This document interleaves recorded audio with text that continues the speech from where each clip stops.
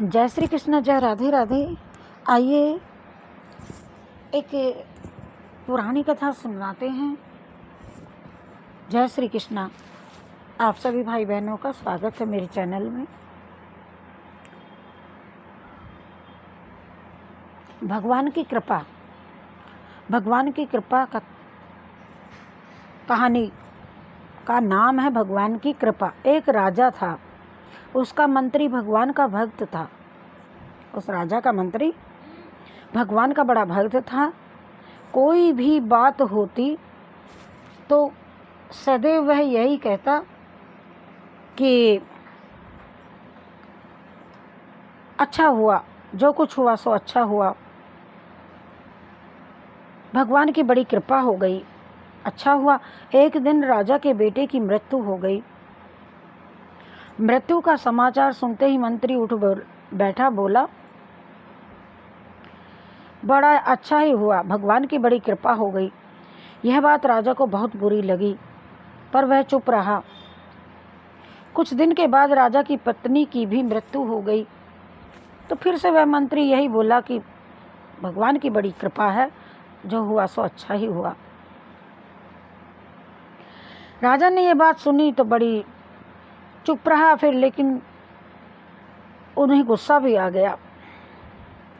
भगवान की बड़ी कृपा हो गई मंत्री के कहते ही राजा इतना क्रोध में आ गए, पर उसने गुस्से को पी लिया, कुछ बोला ही नहीं। एक दिन राजा के पास एक नई तलवार बनकर के आई, तो राजा उसे उंगली से तलवार की धार को देखने लगा तो धार पर उंगली रखते ही तेज धार से राजा की उंगली कट गई उस तलवार से। मंत्री पास में ही खड़ा था। वह मंत्री फिर बोला भगवान की बड़ी कृपा हो गई। अब राजा के भीतर जमा जो गुस्सा था आज वह बाहर निकलता है, और उसने तुरंत मंत्री को राज्य से बाहर निकाल जाने का आदेश दे दिया। राजा ने अभी इसे बाहर निकाल दो, और कहा मेरे राज्य में अन्न जल ग्रहण इसे मत करने देना। मंत्री बोला भगवान की बड़ी कृपा हुई। मंत्री अपने घर पर भी नहीं गया, साथ में कोई वस्तु भी नहीं ले गया, और राज्य के बाहर निकल गया। तो कुछ दिन पश्चात एक बार राजा अपने साथियों के साथ शिकार खेलने के लिए गया जंगल में। तो जंगल में एक सूअर का पीछा करते करते राजा बहुत दूर घने जंगल में निकल गया। उसके सभी साथी बहुत पीछे छूट गए। वहाँ जंगल में डाकुओं का एक दल रहता था। उस दिन डाकुओं ने काली देवी को एक मनुष्य की बलि देने का विचार किया था। संयोग से डाकुओं के ने तो राजा को देख लिया। राजा शिकार खेलने आया था, संयोग से उन डाकुओं ने राजा को देख लिया और उन्होंने राजा को पकड़ करके बांध भी लिया। अब उन्होंने बलि देने की तैयारी शुरू कर दी, पर पूरी तैयारी हो गई।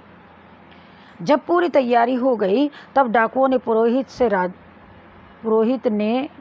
पुरोहित ने राजा से पूछा तुम्हारा बेटा जीवित है क्या?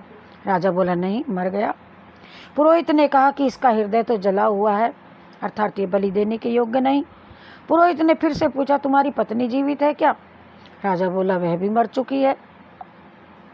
पुरोहित ने कहा कि ये तो आधे अंग का है, अतः ये बलि के योग्य नहीं है, परंतु हो सकता है कि यह मरने के भय से झूठ बोल रहा हो। राजा पुरोहित ने राजा के शरीर की जांच की तो देखा कि उसकी तो एक उंगली कटी हुई है। पुरोहित बोला अरे यह तो अंग भंग है, बलि के योग्य नहीं है, छोड़ दो इसको। तो डाकुओं ने राजा को छोड़ दिया। राजा अपने घर लौट आया।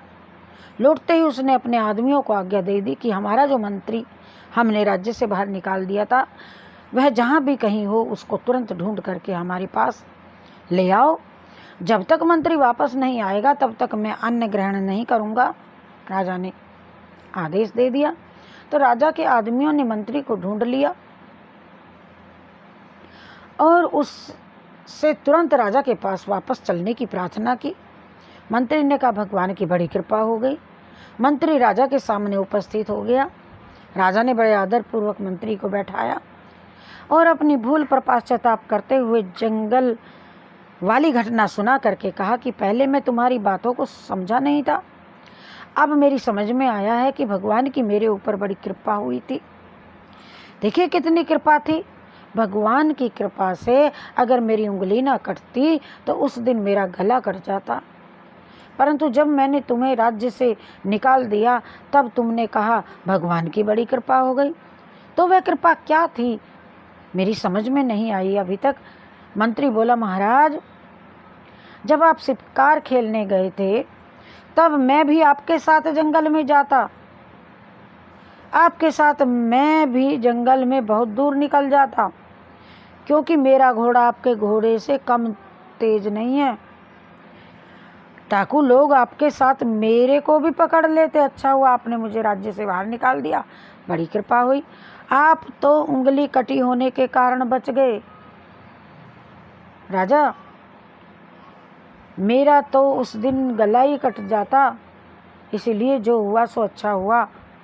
भगवान की कृपा से मैं आपके साथ नहीं गया था, राज्य से बाहर था, अतः मरने से बच गया। अब मैं पुनः अपनी जगह वापस आ गया हूँ, ये भगवान की कृपा ही तो है। बोलिए जय श्री कृष्ण चंद्र भगवान की जय। श्री राम जय राम जय जय राम, श्री राम जय राम जय जय राम, श्री राम जय राम जय जय राम, श्री राम जय राम जय जय राम, श्री राम जय राम जय जय राम, श्री राम जय राम जय जय राम, श्री राम जय राम जय जय राम, श्री राम जय राम जय जय राम।